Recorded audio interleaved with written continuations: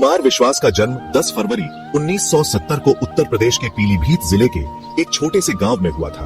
उनके पिताजी एक शिक्षक थे और माताजी गृहिणी थी। परिवार में शिक्षा को बहुत महत्व दिया जाता था। कुमार विश्वास ने अपनी प्रारंभिक शिक्षा गांव के ही एक स्कूल से प्राप्त की। बचपन से ही वे मेधावी छात्र रहे। आगे की पढ़ाई के लिए वे राजस्थान चले गए।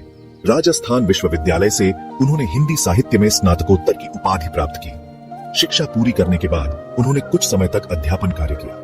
इस दौरान उनकी मुलाकात विभिन्न साहित्यकारों से हुई और साहित्य के प्रति उनका रुझान और भी गहरा होता गया। कुमार विश्वास को बचपन से ही कविता और कहानियां सुनने और पढ़ने का शौक था। उनकी मां अक्सर उन्हें रामायण और महाभारत की कहानियां सुनाया करती थी। इन कहानियों ने उनके मन में देश प्रेम और मानवीय मूल्यों की नींव डाली। कॉलेज के दिनों में उन्होंने रामधारी सिंह दिनकर, सूर्यकांत त्रिपाठी, निराला और महादेवी वर्मा जैसे महान कवियों की रचनाओं का गहन अध्ययन किया।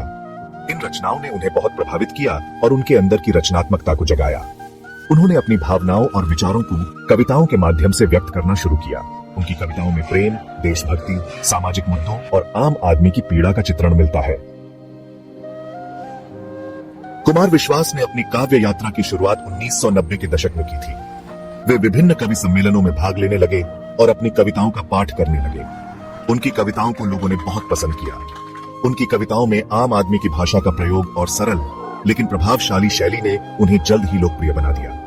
कोई दीवाना कहता है, ये जो देश है मेरा, एक पगली लड़की है, नर हो न निराश करो मन को, जैसी कविताएं उनकी कलम से निकली और जन जन तक पहुंची। उन्होंने कई कविता संग्रह भी प्रकाशित किए जो बहुत लोकप्रिय हुए। कुमार विश्वास का निजी जीवन भी उतना ही रोमांटिक और प्रेरणादायक रहा है जितना कि उनकी कविताएं। उन्होंने प्रेम विवाह किया। उनकी पत्नी का नाम मंजू है।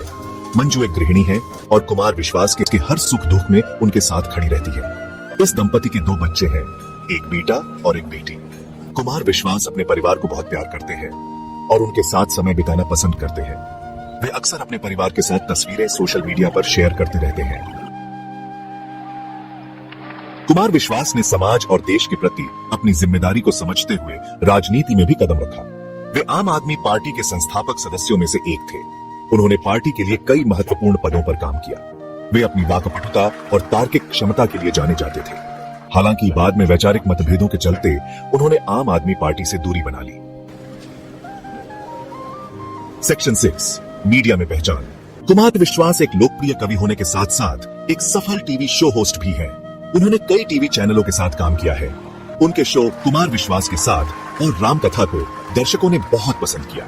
वे अपनी बात को बहुत ही सहज और सरल तरीके से रखते हैं। सोशल मीडिया पर भी कुमार विश्वास काफी सक्रिय हैं। उनके लाखों फॉलोअर्स हैं जो उनकी कविताओं और विचारों को पसंद करते हैं।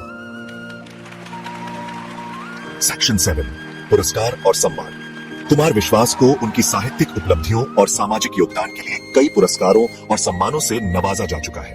उन्हें साहित्य श्री, हिंदी श्री और युवा रत्न जैसे प्रतिष्ठित पुरस्कार प्राप्त हुए हैं। उनकी कविताओं का कई भाषाओं में अनुवाद हो चुका है।